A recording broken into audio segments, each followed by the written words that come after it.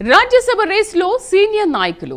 తెలంగాణలో 2 రాజ్యసభ స్థానాలకు ఎన్నికలు జరగనున్నాయి. ఒకటి ఇప్పటికే ఫిక్స్ కాగా మరొకటి ఎవరికి దక్కుతుందనే చర్చ జరుగుతోంది. పార్టీ ఆశావహుల నుండి దరఖాస్తులు తీసుకుంటుందా లేదా నేరుగా ఎంపిక చేయనుందా?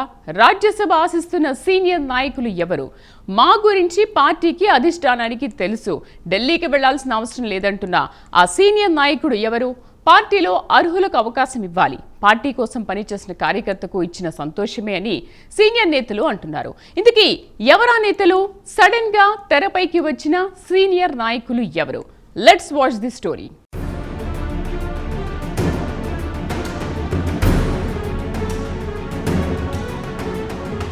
తెలంగాణలో జరగనున్న 2 రాజ్యసభ స్థానాల ఎన్నికలకు నామినేషన్లు ప్రారంభమయ్యాయి.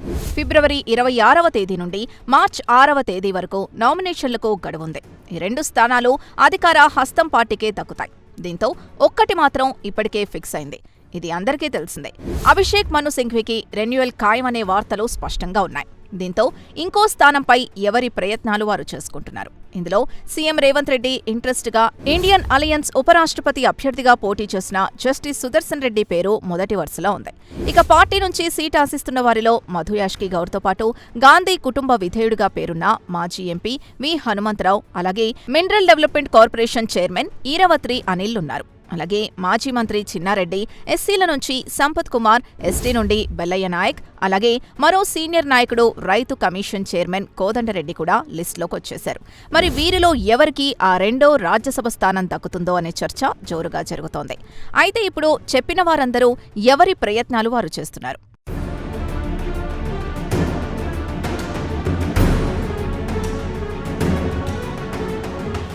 ఇప్పటికే రాజ్యసభ కోసం విహెచ్ సీఎం రేవంత్ రెడ్డిని కలిసి మాట్లాడారు. తనకేమీ అభ్యంతరం లేదని, అయితే మల్లికార్జున ఖర్గే, కేసీ వేణుగోపాల్ చేతిలో నిర్ణయం ఉందని చెప్పినట్లు సమాచారం. ఇక చిన్నారెడ్డి, ఈరవత్రి అనిల్ ఢిల్లీలో అగ్రనేతల్ని కలిసి తమ అభిప్రాయం చెప్పొచ్చారు. ఇంకా ఎస్సీల నుండి ఏఐసీసీ సెక్రటరీ సంపత్ తనకున్న పరిచయాలతో ప్రయత్నం చేస్తున్నారు. ఇక రాహుల్ గాంధీ టీమ్గా పేరున్న మధు యాష్కి గౌడ్ సైతం తన రూట్లో ప్రయత్నాలు చేస్తున్నారు. బీసీ కోటాలో వస్తే తనకే వస్తుందని ఆశిస్తున్నారు. ఇలా ఎవరికి వారు తమ ప్రయత్నాలు చేస్తుంటే ఆ సీనియర్ నాయకుడు మాత్రం ఢిల్లీకి వెళ్లాల్సిన అవసరం లేదని, తన గురించంతా ఢిల్లీకి, రాష్ట్ర పార్టీ నేతలకి తెలుసని అంటున్నారట.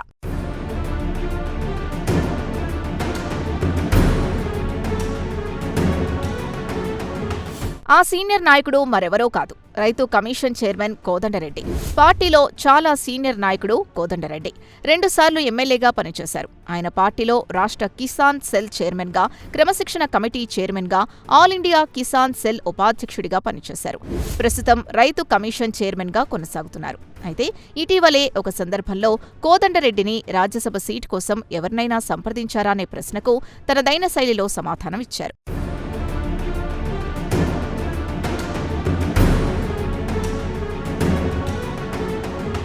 రాజ్యసభ సీట్ల కోసం ఢిల్లీకి వెళ్లాల్సిన అవసరం లేదని, తన గురించి ఢిల్లీకి అంతా తెలుసని, ఎవరితో సమాచారం అందించాలో అందించానని అన్నారు. గతంలో సోనియాగాంధీని కలిసినప్పుడు ఆల్ ఇండియా కిసాన్ సెల్ అధ్యక్షుడిగా సౌత్ నుండి ఎవరికీ ఇవ్వలేదు. ఇవ్వాలని కోరినట్లు సోనియాగాంధీ పాజిటివ్గా స్పందించారని చెప్పుకొచ్చారు. దీంతో కేసీ వేణుగోపాల్ దగ్గరికి వెళ్లాలని చెప్పారని, కేసీ సైతం పాజిటివ్గా ఉన్న కొన్ని కారణాల వల్ల పంజాబ్కి ఆ పదవి దక్కిందని అన్నారు. ఇక రాష్ట్రంలో పీసీసీ సీఎంకి తన పనితీరు గురించి బాగా తెలుసని, కలిసి ఒక్కసారి అవకాశం ఇవ్వాలని కోరతానని పేర్కొంటున్నారు. అలాగే హైకమాండ్ దృష్టిలో కూడా తన పేరు పెట్టాలని కోరనున్నట్లు తెలుపుతున్నారు.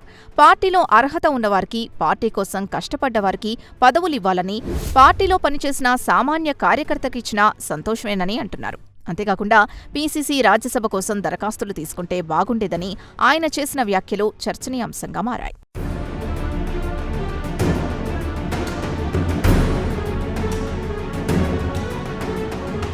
మరోవైపు ఢిల్లీలో మాజీ ఎమ్మెల్యే జగ్గారెడ్డి, ఏఐసీసీ అధ్యక్షుడు మల్లికార్జున ఖర్గేతో భేటీ కావడం ఆసక్తికరంగా మారింది.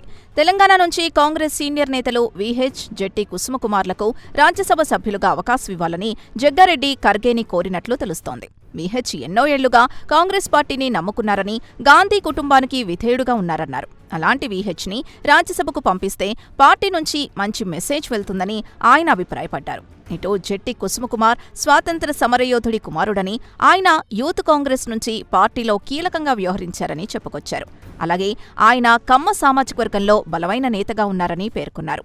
వీరిద్దరినీ రాజ్యసభకు పంపిస్తే బావుంటుందనే జగ్గారెడ్డి ఒపీనియన్గా తెలుస్తోంది.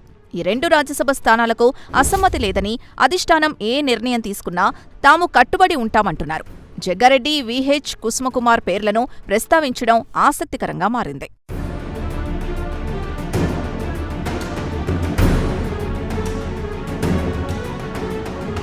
మరి పార్టీ సీనియర్ నాయకుల్ని పరిగణలోకి తీసుకుంటుందా? పార్టీ కోసం ఏళ్ల తరబడి కష్టపడుతున్న వారికే పదవి వరిస్తుందా? లేదా పార్టీ ఇంట్రెస్టుతో పార్టీ కోసం పనిచేసిన వారికి కాకుండా రాజ్యసభ దక్కుతుందా? ఏదైనా మార్చి 6లోపు తెలిసిపోతుంది. మరి ఆశించిన వారికి రాజ్యసభ దక్కకపోతే ఎలాంటి రియాక్షన్స్ ఉంటాయో కూడా చూడాలి.